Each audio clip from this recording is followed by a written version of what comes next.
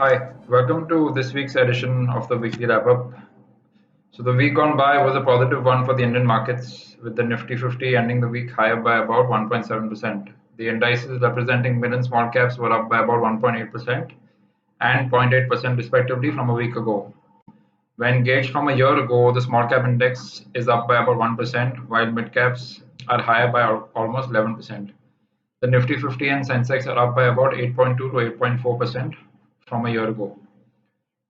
Coming to the sectoral indices in the week gone by, the banking, energy, metal stocks were in favor this week, with the indices up by about 2.8 to 4.6%. Weakness was seen in names from the defensive sectors, such as FMCG, pharma, and IT stocks, with their indices down by about 0.3 to 1.1% in the week gone by. A key development this week, which seemed to have charged up equities and brought in some action from the FIIs, was the developments in the US. Stock markets reacted positively to the news in the US after inflation data came in lower than expected. This development, combined with the unexpected surge in July labor market that was reported, has alleviated some of the concerns regarding US recession. So the sentiments were rubbed off in India as well, and with the way some of these growth stocks have bounced back, it just seems that it's a matter of time before the arguments of growth versus value make a comeback. So given this background, we thought it would be interesting to revisit some of the basics and discuss a concept known as the Bear ratio. Bear ratio is calculated by dividing the yield of a government bond by the current earnings yield of a benchmark index in the same market. As such, Bear ratio is equal to bond yields divided by the index earning yield. Given that the rising interest rate environment is upon us right now, we believe this becomes an important tool to gauge, especially as an indicator of asset allocation. So bond yields refer to the current yield, that is the annual interest income of a bond divided by the market price of the bond.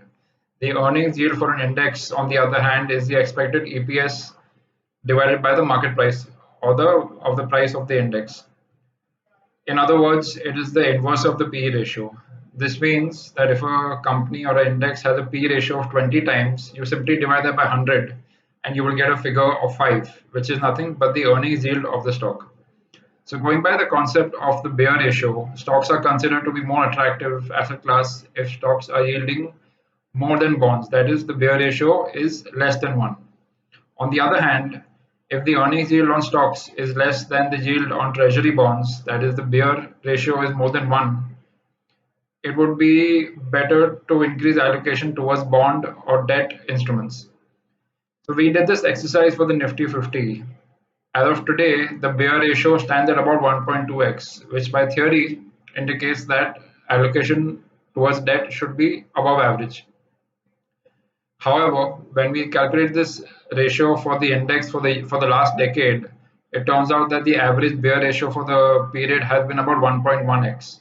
That means we are currently slightly above or very close to the long-term average.